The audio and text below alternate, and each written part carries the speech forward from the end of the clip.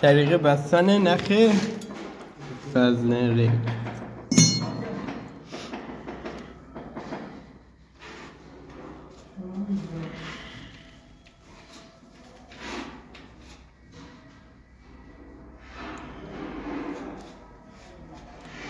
یکم بده چرا؟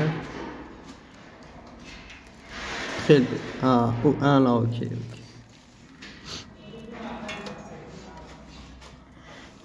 قیمت بزنیم.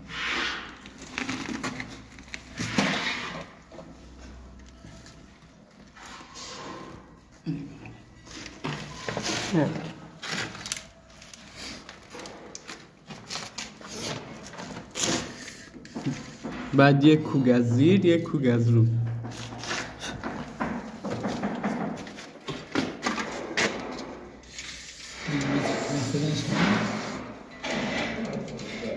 خب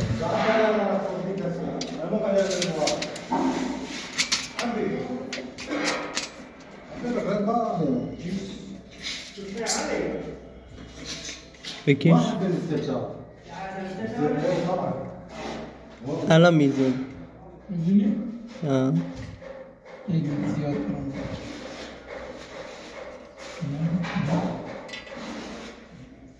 خب اصلا اوکی. اوکی؟ ها 134. اوکی.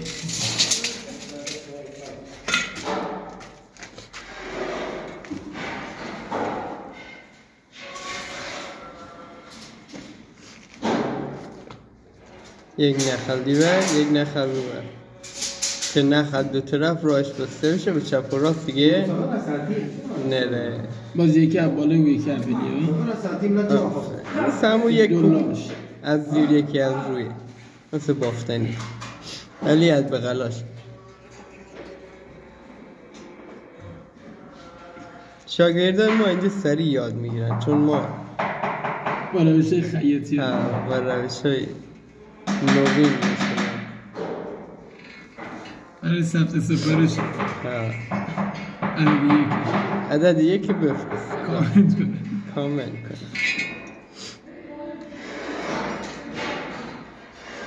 آموزش با حقوق. ایسا پکیج آنلاین هم داریم؟ آموزش آنلاین؟ هنو برای قیمتاش کم مشکل داره میره مثل قیمت ما دربیه در اتحادیه هم اعلام میگیره؟ اتحادیه نه اعلام نه اضافی نقص رو نداریم. ای راست میگه ببخشید نگاه بعد وقتا همین ریزکاری ها میشه درشکاری تمام